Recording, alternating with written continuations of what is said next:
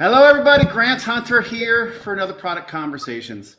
Uh, Steve, we've been saying we wanted to find a way to get Saeed back on, and Jason, he's been on one before. Uh, but they've launched a new course on Maven on working with sales. I think that's the title, right? Saeed and Jason, working with sales. Yes, it's a master class. It's a master class. Masterclass. So we thought maybe it would be a great idea to have that conversation as Product Conversations. And Steve, I know you have a long grudge against Brad, the world's worst salesperson. That's Kevin. You're thinking Kevin. Oh, I got the name wrong. Kevin, salesperson. But talk to me about your initial thoughts before we get in on this topic, working with sales. Well, it's funny. I have a reputation for dissing on sales, and yet what I really am dissing on is, could everybody do their own jobs for a week? And then, if that doesn't work out, we can go back to micromanaging each other. And I have a lovely story about a friend who was in sales, and he had an idea every day or every week. We ought to build a competitor to LinkedIn, and, we ought to take on Facebook. And finally, his boss, the VP of sales, said, "Hey, it sounds like you'd rather be a product manager. Why don't you transfer and take the pay cut?" And when I was coming up, it was like sales had a pretty clear role. It was sell what we've made to people who want to buy it, not, be the de facto product manager. And I had one other little rant, and that was when I first got a marketing team, I said, we can no longer invite salespeople to recurring meetings. And the room went crazy. They're like, gosh, they have all this information we want, and how will we know who buys and uses and, all this stuff? And I'm like, well, yeah, what you're describing is your job. At the end of the year, the VP of sales does not promote them for helping the marketing team. So anyway, I have attitudes, which I'm sure will come out today. But I've worked with really, really good salespeople, and frankly, I've worked with some bad ones as well, as I have with product managers. So I respect the work that salespeople do, and I wish they would focus more on their work and not so much on my work. I completely understand. And so we've got this great panel today to talk about working with sales. First and foremost, I want to give Jason and Saeed a chance, since they've got the master class, not course, on working with sales. I'll start with Jason because he's in the furthest time zone east, or east from me. Jason, let's start with that. What are the working with sales, like ups, downs? How'd you guys get to this as the decision of what to focus your class on, master class? Well, so originally the course that we originally ran was much more wide ranging and grandiose and not unfocused, but it covered a lot. Like there was a lot of different things that we covered around organizational change and finding the appetite to make and the kind of opportunities to make that change, and how to do discovery in a sales-led organization, how to finally make a strategy in a company that's been opportunistic and all of that. And there was a lot in there. But A, that makes it a lot longer. But B, one of the biggest pain points that we identified we kind of went back to our original research. We kind of wanted to get a little bit of a shorter course together, something that was maybe a bit more consumable for people. One of the main things that came up in our original research was that sales relationship, which was something that we covered in the big course. But we decided that, well, since that's one of the biggies, and it's obviously one of the biggies, it's like one of the things that people in B2B complain about all the time, maybe that's the one that we should try. So we've done one cohort so far. It's gone pretty well. We've got some good reviews, and some of the chats that we've had with the people that have come on it, kind of the live chats that we do as part of the course have been really, well, kind of a mixture of kind of hopeful and insightful, but also kind of grounding and kind of a bit exhausting, because you start to listen to some of the things that are going on in some of these companies, to the people that are coming to the course, and you're like, oh yeah, no, that does sound pretty tricky. What's been your biggest aha or insight so far from those things? Is there something that surprised you? Oh no, none of it surprised me at all. Like I've seen versions of this, and I'm sure Saeed has as well in every single company that I've worked with sales teams. But like, yeah, you get these things like it's the classics. It's all of the classics. Like, yeah, we're being asked to or being told to go into a new market that we don't really have any idea whether we can support because the sales team think that they can sell stuff there. Or we've been told that we have to reduce our price from relatively high to basically, you know, bargain basement level because we need that to get into this other market, which we think is going to be attractive for us, even though it's basically technically impossible to offer the thing at that price without making a loss. But the sales team that are selling into that particular market, they're bonused on selling to that market. They don't care about whether the company can sustain it, so to speak. I mean, I'm sure they kind of care philosophically, but they don't really care because they're being incentivized to make the sales into that market, or they think that there's easy money to be made there. So like none of it was a surprise at all. Every single thing that anyone, in fact, any single thing that anyone's ever said to me in the context of B2B sales and the struggles that they may be having with some of the personalities in their sales team, I don't think I've yet heard a single surprise, but Saeed will tell me if he has been surprised by any of the things. Saeed's a lot younger than I am. He's a lot more naive and kind of, idealistic, I guess. Yes, younger. I'm not sure. Idealistic, maybe. But sorry, mute issue. So, follow on to Jason. Right? Is there other thoughts, right, of what you've learned, what you've seen? Any positive surprises? Yeah. So it's a good way to phrase it. I think that the struggle is pretty universal, quite frankly. So I'll agree with Jason. Like nothing new on that side. I think though, the appetite for change is there. I think people, product managers and product leaders are working at it. But I think the real challenge is that you're trying to change the organizational culture, incentive models, ways of working, things that are way beyond the regular purview of most product teams, quite frankly, product managers. And so I think the realization of that has been good. Like people kind of like open their eyes and go, oh yeah, now I see why it's so hard, right? Because they were just kind of looking at like, oh, all I have to do is convince so-and-so. And it's like, well, no, you have to convince so-and-so, and then you have to make all these other changes that, they probably don't even want to make. Anyway, it's by the way, Steve, I have to like give Steve credit because the quote that I've used now many times came from Steve. And it's funny because I had this quote a few years back and I was trying to figure out who said this and I couldn't find it on the web. And then I might have emailed Steve or something. And I said, hey, have you ever heard this quote? Because I'm trying to figure out who said it. And Steve's like, yeah, I did. And the quote is? And the quote is, product sales is responsible for this year's revenue. Product management is responsible for next year's revenue. And just that kind of framing of it, I love. And people it clicks. It clicks with people. Oh yeah, that's true. But we do follow that up with the next slide with a cartoon salesperson on it, basically saying, "But I need the product team to help me with this year's revenue." That's the difference but that is the difference, right? Like I've not yet worked with a sales team that would agree with Steve's statement as much as I agree with that statement. Like most sales teams, when it comes to it, will sit there and say, "Well, what do you mean you're looking after next year's revenue? We need revenue now. We've got the quarter to make." Like I understand why they would think that. That's their job. And to take that a step further, years ago, the sales team was just really abusing my product managers and taking them on every sales call. It's like I might have met a guy in a bar who may or may not be a prospect.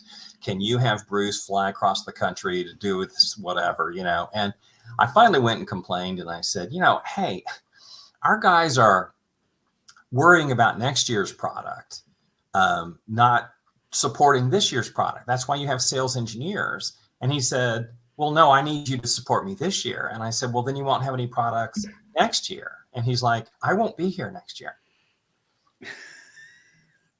The future is not my problem. Yeah.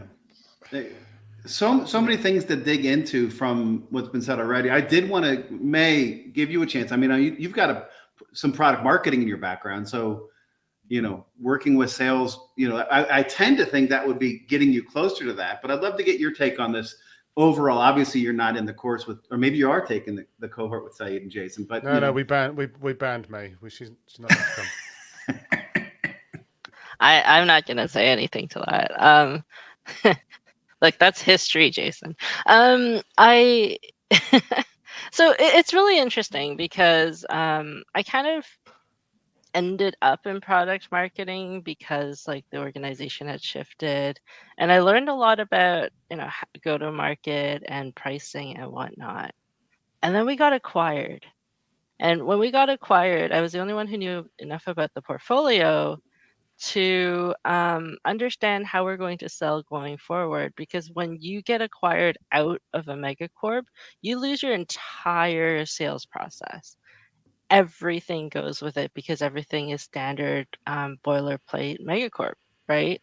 And so you go to the new parent company and ask them like, hey, how do you sell? And they say, well, you sell the way you've always sold. And they said, you can't do that. We lost that because you acquired us. And so like it's really interesting when you go into the nitty-gritty details of every single thing that needs to happen in order to make a sale. And when you have to build that system for salespeople. And it's I think every PM should like really understand what sales even is, because it's not just selling something and making a commission out of it. There is a lot that goes into it, because in my life I never want to do a vendor onboarding again. I never want to do that again. There are so many things that are involved in every single piece of this puzzle and every single step of the way. And I think that it's really important for us to also build empathy with our salespeople, because they have a hard job. They get paid for a reason. And I know you might not agree with that reason, but at the end of the day, they still get paid, and they're people we need to work with. And they're the people who are funding your development. Your salespeople are funding your development today. You cannot hate your salespeople. You got to work with them. So like for me, I feel like I'm one of the very few people who've actually worked really, really, really, really closely with the sales team from the product side. And so whenever people complain about salespeople, and it's like, well, what are they complaining about? Because if your complaint is, well, every now and then they want something new from you, do they want something new because you don't have a strategy? Like, Yeah. are you so fragile that you cannot, or not you personally, but is your product strategy so fragile that it won't stand up to one person's requests or 10 people's requests, right? Like, are you only being reactive to it? Because if you're constantly being reactive, then there's no strategy. It's amazing to me. I was working with a client, gosh, 8 years ago or so, and we were releasing a major release, and I was an acting interim product type person, and I went to the head of marketing and I said, okay, here's this release, right? Here's the persona, here's the segment and persona we're targeting. Here's the problem we're solving. Here's the value proposition. When we do our marketing, let's limit our outreach to people who fit this profile. And, obviously marketing is sort of a key step in this relationship with sales, because they're sort of getting the leads. They're like, this is the first time anybody's ever said this to us. So to that strategy point, if we're not able to define upfront persona, segment, differentiation, value prop, problem solving, right? Who these people are and how do we find them? There's a lot of failure on us. I'm now like playing with this because I have it. Deepak shared with us this quarter ask sales, next quarter marketing, and after that product manager. And I would say that in a way, I like that framework if you're in a growth company. If you're in a mature company where most of the revenue is coming from renewals and upsells and that type of stuff, I think it's going to be even, this half is sales, next half is marketing, and next year is product. But as we look at working with sales, how important is that marketing partner, right? We talk in development, we talk about pods, right, of a product manager, a design lead, and a tech lead, when we're solutioning. But is it product management, marketing, sales? Is it product marketing, sales? We're not alone with this relationship with sales. Where do we go? Where should it be? I'll go to you, Jason. Well, I mean, I just want to loop back and touch on something that May said about like how product people should understand, like what's going on at the sales side of the house. And I think that that's one of the things that I've, with a few companies that I've been involved with, you realize very quickly after you get involved with that company, you start talking to the people that there's no relationship between the product and the sales team at all. Like none, or the relationship they do have is simply whenever there's an escalation, they all start arguing and shouting and throwing, food at each other, rather than having a constructive and continued relationship. So one of the things that we talk about in the course is all about like, well, we don't just talk about, this is the thing you have to do to be a product manager in this environment because you're superior and blah, blah, blah. It's like, no, you need to understand why sales are working like they are, the types of processes and the types of things that they're coming up against, the kind of incentives that they have, some of the methodologies that they use. Maybe, God forbid, go and read one of the books about sales that they read, not just expecting them to read your books all the time. And also then starting to understand a little bit more about, to your point, around getting involved a bit more in the what you might traditionally call like a marketing side. Or increase my volume. 1 second, I've got a knob for that, so to speak. But hopefully that's louder. But the point is that there's a lot to do. I mean, one of the things that I've said in the past is that it's very difficult to have a product strategy if you can't influence the go-to-market strategy, because where you play and kind of the people that you serve is such a fundamental part of having a product strategy, that if you can't influence it and the sales team are just off doing whatever and you don't have any influence or knowledge about what they're doing at all, then your strategy is going to fall to pieces and you might as well not make one. Like I mean, I don't want to be kind of absolutist about it, but that's kind of the way I see it. So when it comes then back to that point about, well, who should be owning this relationship? Should it be where should the marketing team be? Where should the product team be? Where should the sales team be?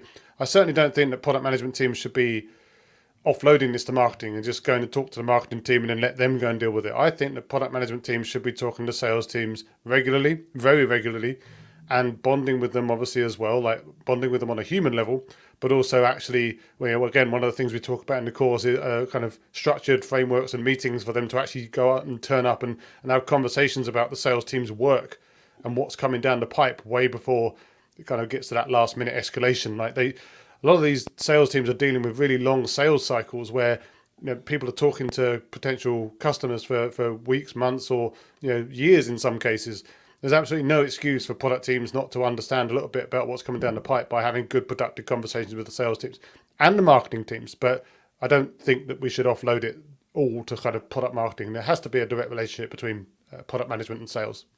And to that point, I'm with some clients right now I'm working on, we should be having a sales and product management QBR, right? If we are truly outcomes focused, we should be able to understand the linkage between leading indicators, daily active users, whatever we find are the right product level results, and how that impacts sales revenue results, right? Is it increasing retention? Is it increasing close rate?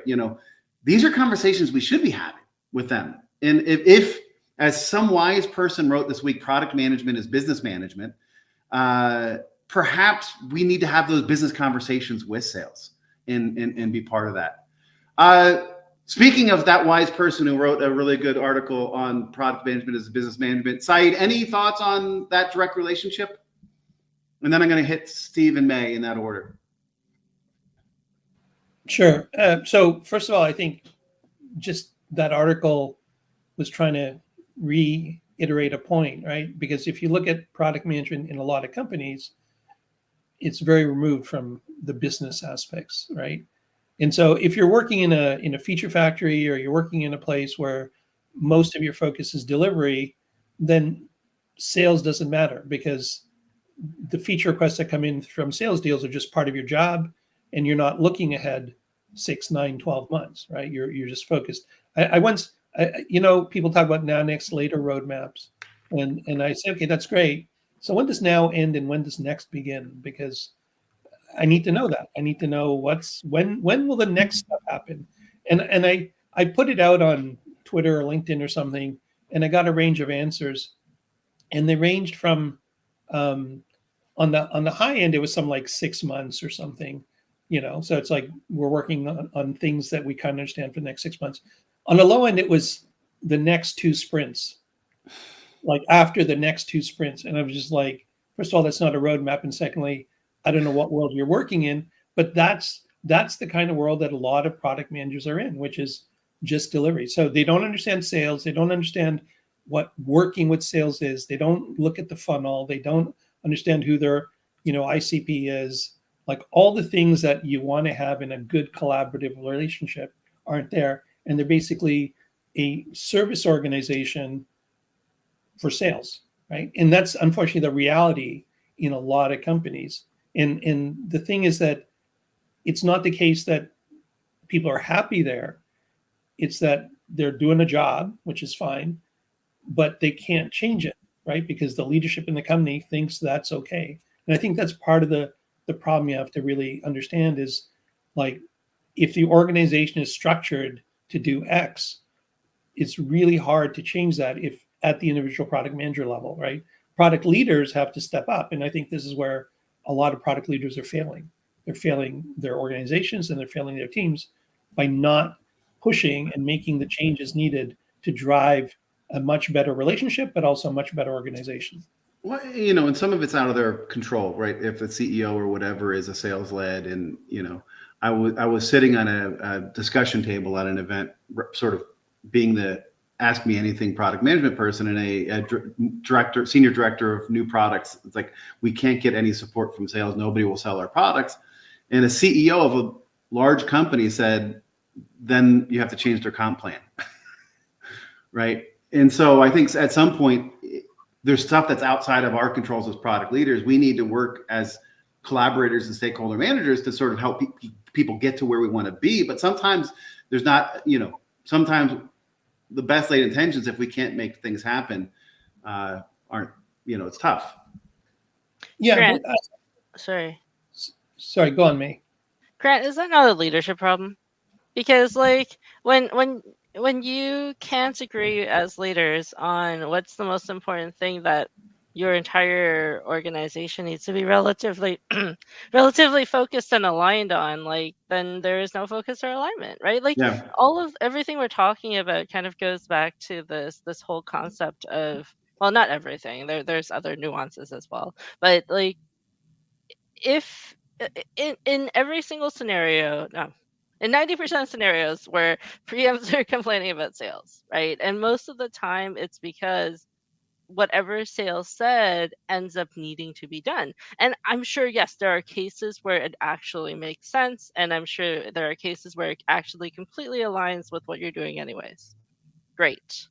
And then in all of those other cases, it's like, well, my backlog has just gone from like 10 real things to 30 real things, and it just keeps doubling every month, and like, I can't manage this. And it's then you have a strategy problem, right? But the strategy problem exists not just at the PM level. It happens at the manager level, happens at the director level, happens at the VP level, and it's all the way up and down. And when we struggle as product people, it's because our incentives aren't aligned with sales incentives. I'm not just talking about the comp plan. But we need the sales to fund our development. Yeah. I had a situation where my team, our MBOs, and our product management team was based on MBOs, not on commit, although part of it, hitting the revenue target or more hitting the profitability target was part of that MBO. But ours was profitability and sales was top line. And so anytime there was like a discounting request, it was a tough conversation. We were able to get the sales team supporting us to propose and actually act out. They changed their comp to be 50% revenue, 50% profitability, which actually helped us increase our profitability by 14% in the next 6 months. So we need to have those conversations. You know, it goes down to having the business conversations with them. Steve, I'd love to get your take.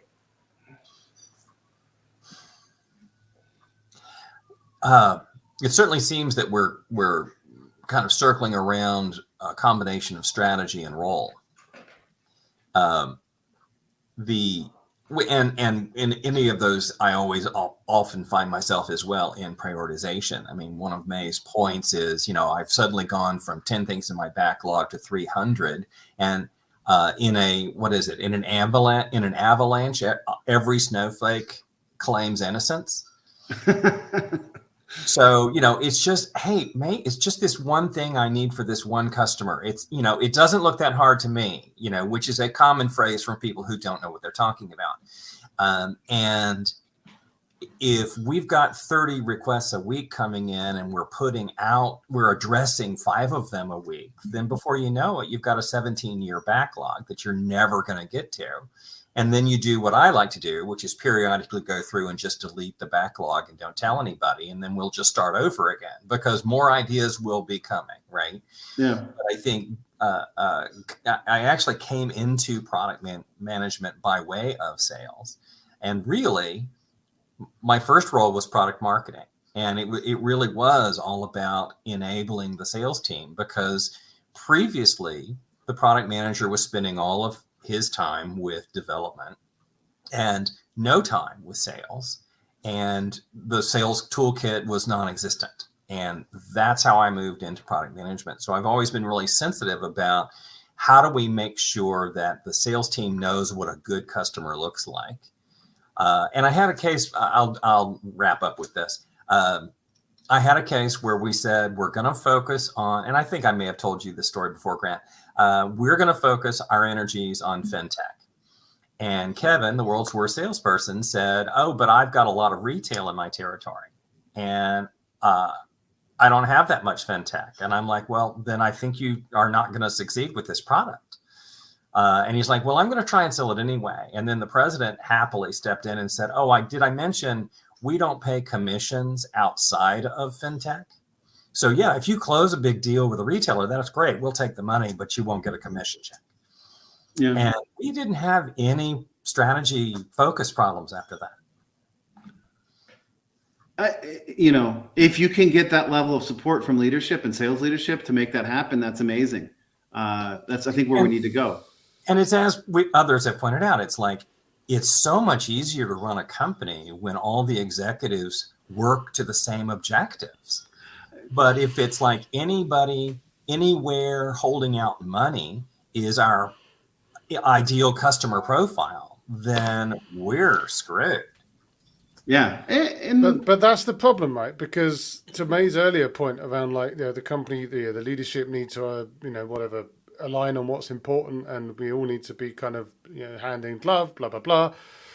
But for some companies, and certainly some companies I've worked for, literally the only thing they cared about was revenue, which, revenue's good, and making the quarter's numbers. Like, that's all that any argument that didn't serve that exact purpose, you weren't going to win the argument. Now, I'm not naive enough to sit there and say that companies don't need to make money, but obviously the kind of the promise of product management is that we can, make you a lot more money and make it in a much more scalable fashion and do all of the things in a much more scalable and kind of, maybe even become a unicorn one day.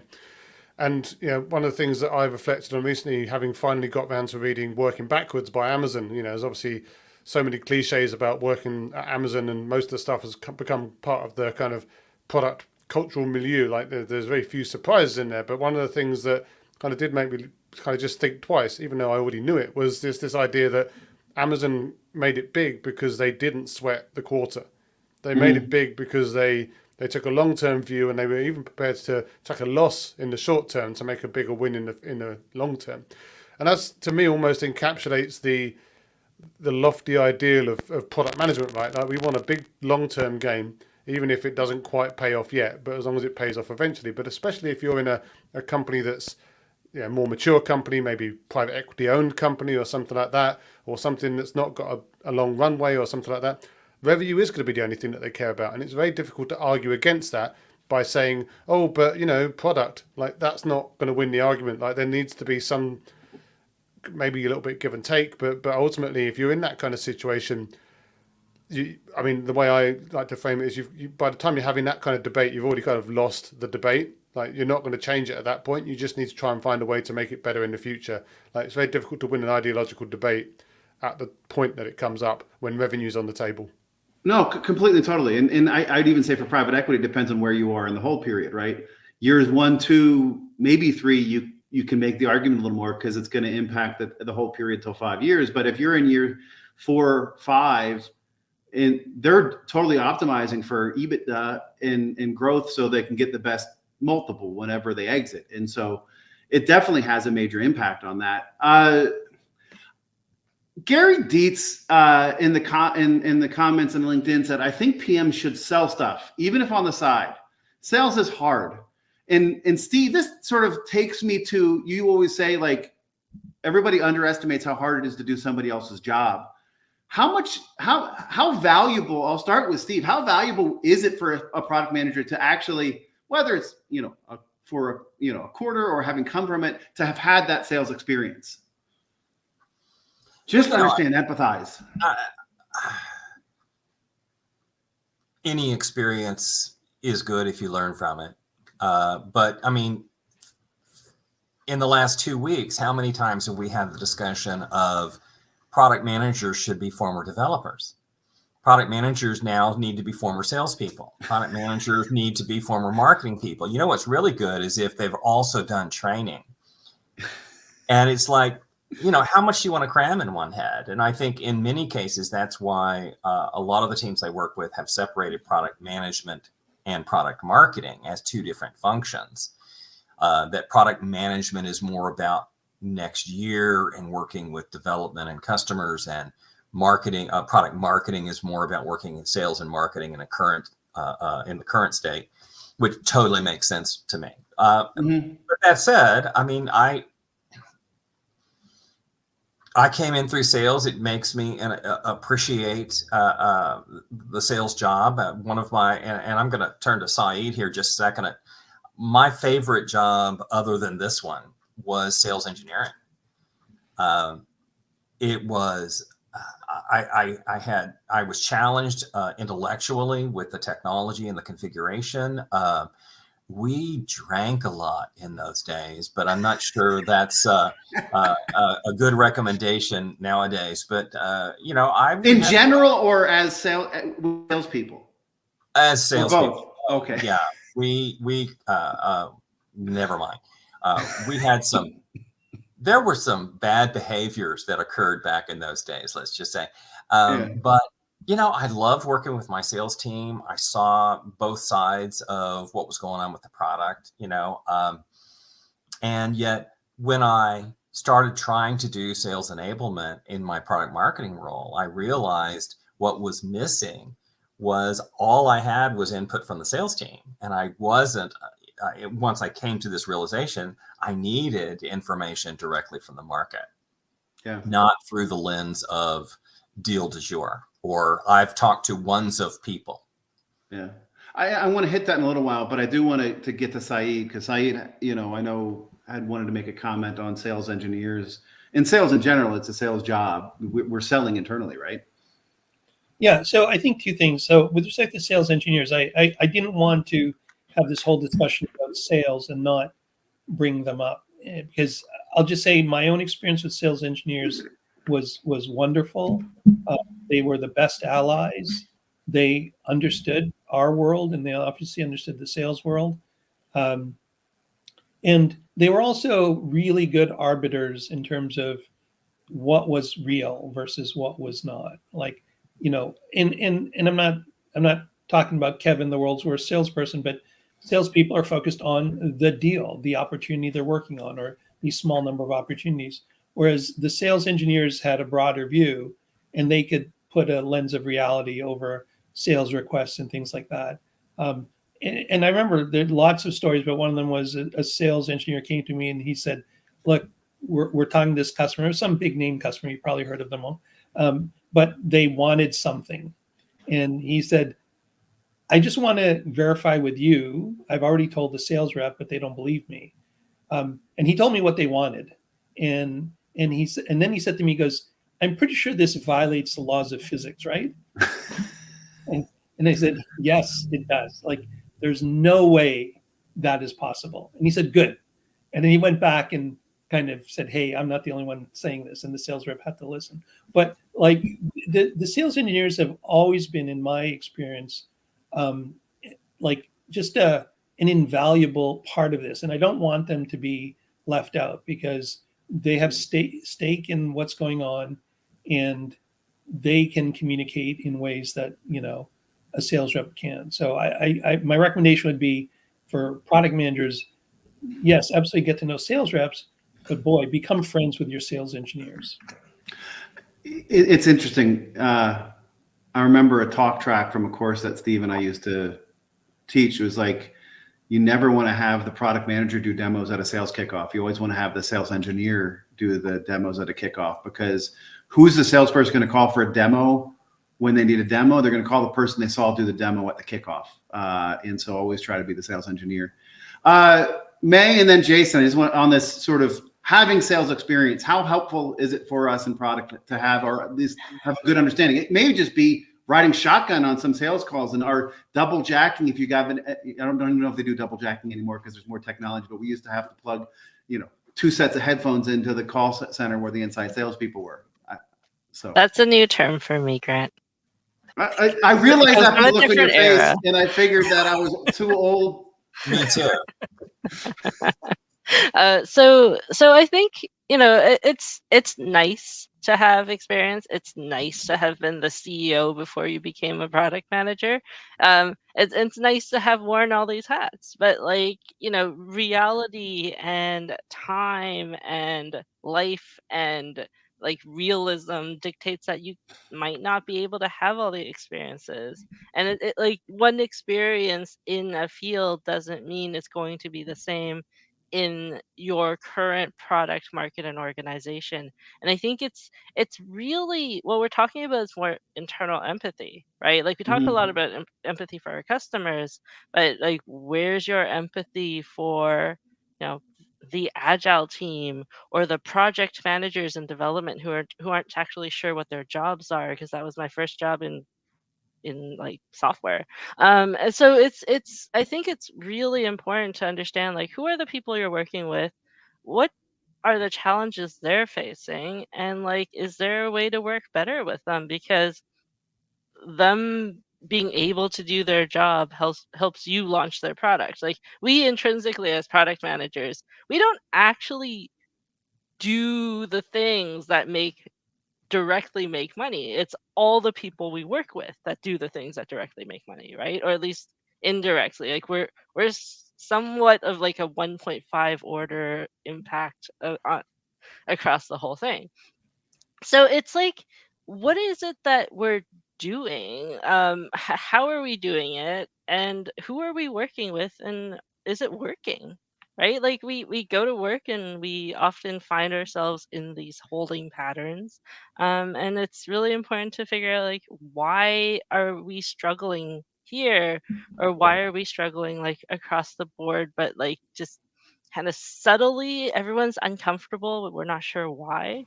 That's a lot of the things that we talk about in product ops. It's the system that impacts the way we are able to do that work. Yeah, love it. Jason, last thoughts on empathy with sales, experience in sales helping. Well, one thing I will say, whoever it was that put the comment in about Gong, I always recommend tools like Gong, which could be used to record all your sales calls and get insights out of them. I think like having access to that knowledge bank of all of the things that have happened and the ability to go back and find out what people really said. I mean, no one wants to feel that you're checking up on them, but it's a good idea to have, and you can start to mine that for insights. It's almost like a secondary discovery input there, which I very much advocate for. But to answer the actual question is like, the way I often put it is we expect as product people, like the constant complaint of product people is a constant rejoinder is just like, why don't people work the way that we want them to work? Like, we've got all these things that we believe are the right ways to work and the awesome power of product thinking and our innate product sense and all those things that we kind of sit there and build ourselves up around. And then we complain that we don't get to do them. And then we sit there and someone says, well, how does the sales team work? I have no idea. So, well, come on, you should know something about how the sales team work. Like whether you should be a salesperson for a bit, probably not. You probably don't have the skills. It would probably take you too long to get those skills. But should you like I've done, like read a bunch of sales books or at least one sales book? Like I think yes, because it doesn't take that long to read a book, and it's interesting because it will help you to understand at least something about what they're doing and some of the things and some of the struggles that they face. Because, as has been discussed, it's a really hard job. I have historically been quite a poor salesman in the past. Like when I started out in my career working on in call centers trying to sell windows and double glazing and stuff like that, I wasn't very good at it. Obviously, I've had to become a salesman again because I'm now a consultant and I have to go and sell my own services. I'm probably a little bit better at that, but it's still a struggle. It's a really hard job. And I think that however people do it, whether they go and sit with the sales team for a bit or ride along on a call or just listen to some gong calls afterwards, actually being able to actually develop empathy for and understanding of the sales team, their struggles, and all. You want them to have that of you too. Like you want them to take an interest in you, and that's not always a given, by the way. But like it would be nice if it could be a two-way thing. But I certainly think that there's a certain amount of like product managers trying to find out a bit more about their colleagues, not just sort of holding them arm's length or complaining when they do things that they've been told to do. I completely agree. And I'm going to go a couple places with this. One, maybe even don't read the book. Go to somebody I know did a podcast with a guy who wrote the Challenger Sale. Didn't you do that, Jason? Yeah, I did one with Matt and one with Brent. Yeah. Yeah. So start with there. Having those conversations helps. I'm going to, Gary Dietz in the comments, his suggestion was more than a book, take training. I actually went through Miller Hyman training with my sales team. I understood their green sheets and their blue sheets and how they did it. And the amazing thing was how similar it was to the way we talked about the world, right? They talked about buyer personas. They talked about problems and pain points. It's like, if we can truly understand, there's a lot of stuff that we can do together to bring stuff together. I want to get to the final question I want to ask is about how can you build strong collaboration with sales? So we've talked about a lot of the issues. We've talked about some of these solutions. Cliff Gilly from Gartner had responded to one of my posts this week. It's all about instilling your sales folks with product sense, having transparency about how and why you make product decisions, and encouraging them to bring patterns of behavior or experience rather than one-off observations, right? To me, that's sort of the approach I've been taking with one of my clients right now. Is like, how do we collaborate better? How do we realize that sales is talking to more people every day than we are, right? When I was at a really, really well-known company that's fallen on hard times recently, we had a thing called a QMI, a quick market intelligence call. And that was a chance for us, product and marketing, to share with salespeople what we're hearing and seeing, and for them to do the same. It was this collaborative call for us to share information. How do we, we talk about a lot of the issues, but we need to figure this out. So I'm gonna start this with May because she's the ops person, so she probably has like a brilliant idea of how do we do this in an operations way. Then I'll go to Saeed. But how do we better collaborate with sales?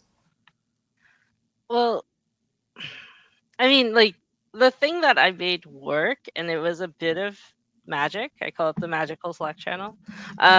It's really, if you talk to salespeople, what they're frustrated with is that product management never listens to them, right? It's like, what we're feeling is the same way as how the salespeople are feeling about us, oftentimes, especially in a place where you're feeling like that. It's a two-way feeling. So have that conversation. Like, okay, so I noticed that this is happening, and like, what is it that you're like? Tell me about how you feel about product management, right? And usually they'll tell you, it's like, well, I put in these requests 10 months ago and they're still there. And every now and then they'll bubble up, and 30% of my customers are asking for this. And so there you go. You start to have a metric. But what really started to work was I said, you know what? This request board isn't working, so we're just going to quietly kill it.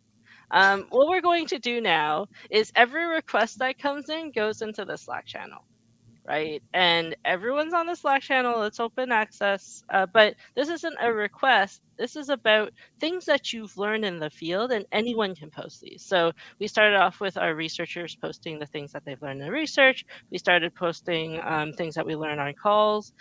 We asked anytime someone comes to us in private through email, through DMs with a request, we throw it on the Slack channel publicly, naming the person who gave it to us. And what happened was really interesting because people from across the organization would then give their insights about what they feel or what they experience from their lens about this thing. So, for example, someone posted a thing about like the specific payments format, and someone else said, "Oh, well, we don't use this specific payments format, but it's very similar to something we use in healthcare, or it's very similar to something we use in corporate, or whatever it might be." So that kind of added a whole lot more nuance from different market segments, from different areas of the business, and it changed the way people interacted. Because they're like these conversations would go on in the thread for a very long time, but then people would be like, "Oh, we should get on a call and like really learn more about this." And this wasn't driven by product. Like people in ops were talking to each other. Developers would come in and ask questions, right? Like it's really about changing that attitude about what do the silos mean? How do we break these silos, and how do we go about like talking about what we're actually building and what problems we're solving for our customers? So break down those walls and make it, and just start doing it, whether it's in Yeah. the Slack channel or whatever it may be. I mean, like, don't get me wrong, this is expensive, right? Every moment that someone's reading this and reading the conversation, it's expensive. But what came out of it was highly, highly, highly valuable across the organization. Awesome. Saeed, how can you build strong collaboration with sales? So, if you think of the word collaboration, right? It's co and labor, means work together, right? So you have to really think about how do we work together? And you can't work together with someone if you don't have a common objective, if you don't have a common context, right? If you don't know who they are or what they do. And it has to be bidirectional. So that's the first thing I think about. Like when I think about my own product management years and working with sales, and it's funny, I hear horror stories about sales. I see them too in some of my clients, but I was just like, you know what? Treat people like people. Treat them like people. Like they've got a job. They're working hard, right? And listen to them, hear them, and then help them, but not help them in the way that you're doing a sales engineer's job, or you're, doing things that are way out of line. Educate them as part of that as well, right? And then get their help. I mean, maybe it's just time. I've buried all the bad memories or something, but when I think back about like my engagement with sales, like a lot of generally good memories show up, right? That, oh yeah, there was this deal. I mean, I'll tell you this one deal. It was with Sun Microsystems. That's how long ago it was, But Who? I'm kidding. exactly. But Oracle. Well, it was some hardware company way back, when people sold hardware. But we were in there. Our biggest competitor was in there. I was brought in, as a product manager to do the roadmap presentation and to do, all the standard kind of stuff. And then we had all these questions, and it was a very truly collaborative effort to win the deal. And those are the kinds of things where I understood what they were trying to do. I understood the nature of the deal. I understood what Sun wanted, et cetera, et cetera. And I think product managers have to come and bring their A game, right? Like you can't, like, for example, you said earlier, oh, well, sales talks to way more people. Yes, absolutely. But they're talking them in the context of transactions, right?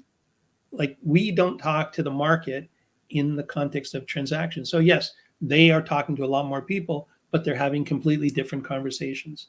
We have to also be talking to as many as we can, and we have to have our context. And so when they come to us, we bring our context and their context, and we find where the sweet spot is. And I heard a CRO say to me, I just want the product manager to do their job. And for him, that meant have a point of view. like, don't just come and go, what do you need? What, like, come and say, hey, here's what we've seen. Here's what we understand. Here's what we're doing. Here's where we're headed. Let's figure it out together. So, I mean, I'm going to be hard on product managers and product leaders here because salespeople do their job. Their job is measured very clearly. And if they don't do their job, they're gone. Yep.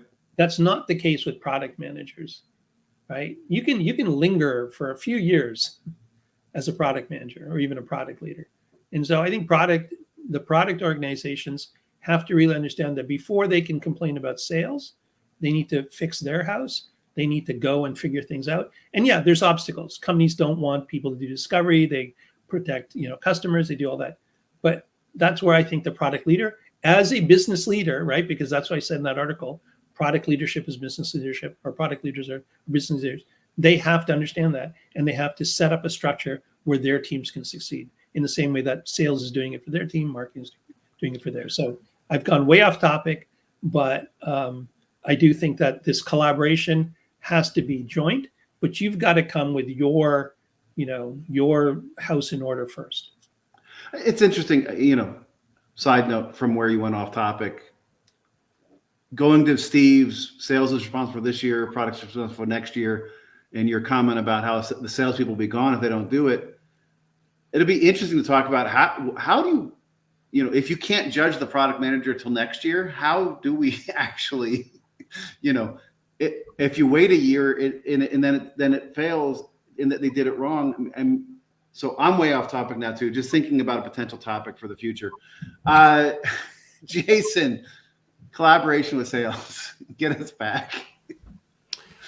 Yeah, I mean, look, there's all of the stuff that Saeed just said about, meeting understanding these people, treating them like humans. I mean, even to the point of, maybe go for coffee or lunch with them from time to time and actually connect with them on a human level and start to understand each other's motivations. I sometimes tell this story about the time that I was sat down a pub with one of our account executives, so in a very, very salesy account management role, and he kind of leant over to me at one point and just said to me something along the lines of, I don't understand, Jason, why you think the things that you think are important, because I'd always be pushing back and trying to get roadmaps and longer term thinking and like scalability, and like obviously all he would come back with would be just all of the things about, well, the customers that he's responsible for, the accounts that he's responsible for, and he couldn't understand why I kept pushing back on him. Not in a kind of aggressive or unconstructive. He just didn't get it, and I can only assume that he didn't get it because I hadn't explained it to him properly. As in, I hadn't put my point across or explained in terms that resonated with him. And that's the thing, like vocabulary is really important as well. All of these different teams have really different vocabularies, and even down to something that Saeed and I talk about or have talked about before, this idea that they both have a different idea about what discovery means, because sales teams do discovery, and so do product teams, and so do design teams, all these other everyone's doing discovery, but they all mean a different thing by it. So a sales team already thinks they've done discovery when you're saying that you should do discovery. So like, why can't you use their discovery? So yeah, trying to make sure that you align on things like vocabulary, make sure you connect with them at a human level, try and explain a little bit better, like the actual benefits of what you're doing. Because I also see very often when a sales team or product team, because like pushing back on a sales team and they're like, oh, well, we couldn't possibly do that. And the sales team is like, well, why? And it's like, I don't know. Because they don't actually have a better plan or even a strategy or a proper roadmap or anything like that. They're just almost pushing back because they don't think this is the way it should be. And maybe it isn't the way it should be, but they need a better argument than just, oh, that's not what the product book says. They need an argument which is based on actually having a plan, a strategy, some kind of idea about what's actually at stake if they do pivot. So yeah, that's kind of doubling down on Saeed's point about the product team getting their house in order. And there are obviously some practical steps around meetings that you can have with them and kind of rituals and things like that. I also like to think, and this is again something we talk about in our little course, which is all about like, well, how can we actually, like, we have to, as product people, see getting the product into people's hands as part of our job, at least philosophically. Like, even if we don't do it ourselves, like, we're not necessarily going to be the salespeople, but we're not successful as a product team if no one's using the product. And if the only way that we have to get people to use the product is for salespeople to sell it, excluding like pivoting the entire company to product-led growth, we need to work with them to make sure that they can do that. So we talk a lot about how we can help with sales enablement, like how we can help with win-loss analysis, how we can help with all these different things that actually help the sales team and aren't just us having kind of ideological debates with them, but actually kind of proving the benefits of working with us to the sales team. Like a thing that I like to think is, in these big long sales cycles, or with win-loss, like if people are losing for the same reasons all the time, like maybe we shouldn't be going after those people. But have we actually done the work to go in and investigate this stuff on a kind of an overall level and start to try and work with the sales team to maybe get people through the sales funnel quicker? Because there's this one thing that we could put in the product that would make something go through quicker, like easy to demo API endpoint or some other thing that's in the product that is always coming up and slowing things down. Or is there some kind of compliance thing that isn't in there that keeps going back and forward? What can we do to help to move things along? Because again, if we can't get our product into people's hands, we might as well just be building it in our bedrooms for nothing, right? Like we need to work with these people and we need to find ways to connect with them on a professional and a human level. I love it. Steve, last thoughts on collaboration before we do our wrap up.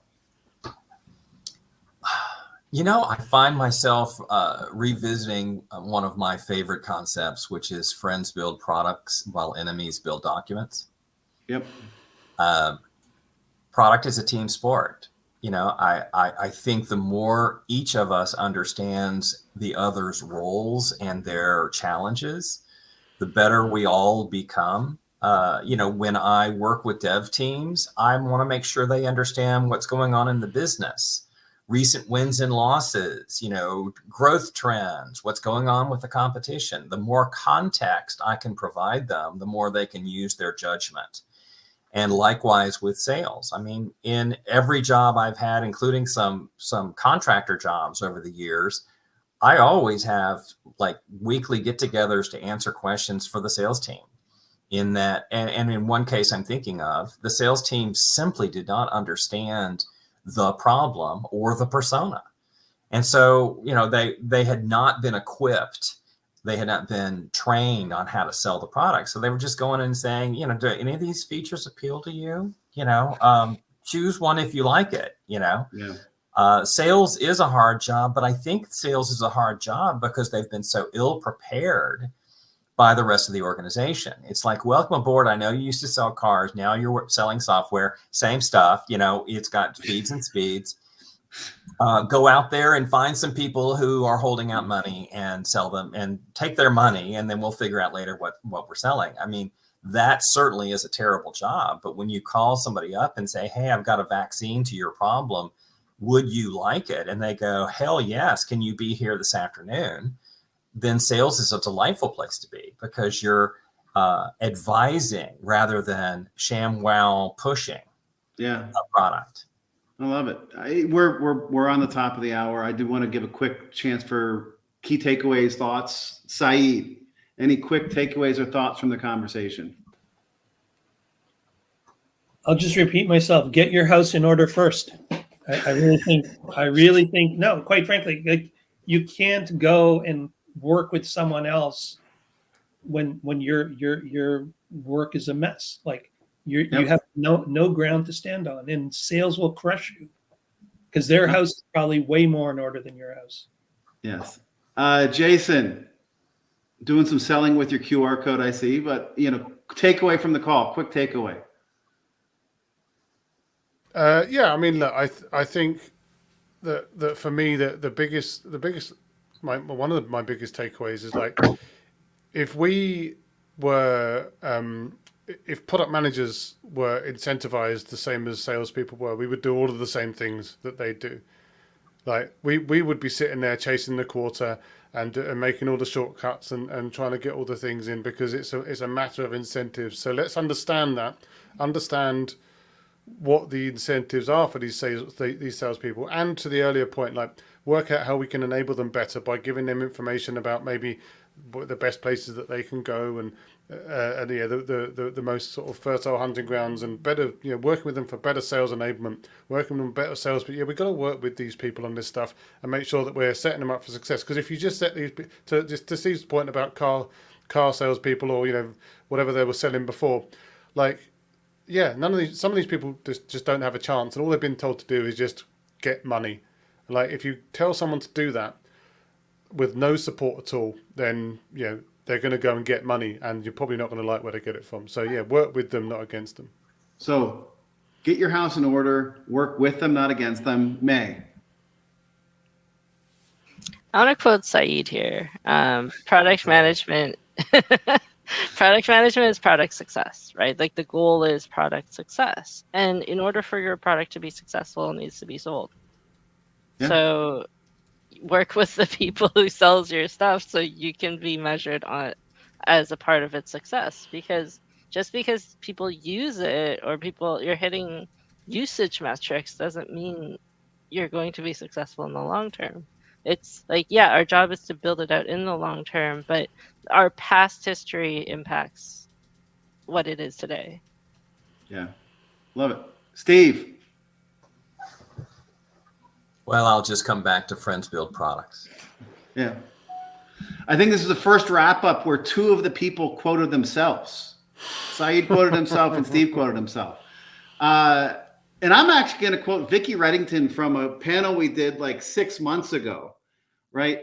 If we're not aligned at the senior leadership team level, if the head of sales or revenue and the head of product aren't aligned on what the strategy is and what we're trying to accomplish, the larger the organization, the further apart our teams are going to be when it comes to alignment with how we make stuff happen. And I don't mean to make every one of these conversations a strategy thing, but in a way, every one of these things is a strategy thing, right? And if we're not aligned, we have, and I've been at places where I'm like, if there's no strategy, or if the only thing that matters is the revenue number that they're hitting, we have to figure a way to get my team supporting that, right? And understanding that and having conversations. And so let my leadership and the sales leadership be aligned on what we're trying to accomplish together. And that's how we're going to get there. So what a great conversation. Saeed and Jason, please go check out their masterclass on Maven. I think there's a link there in Jason's profile.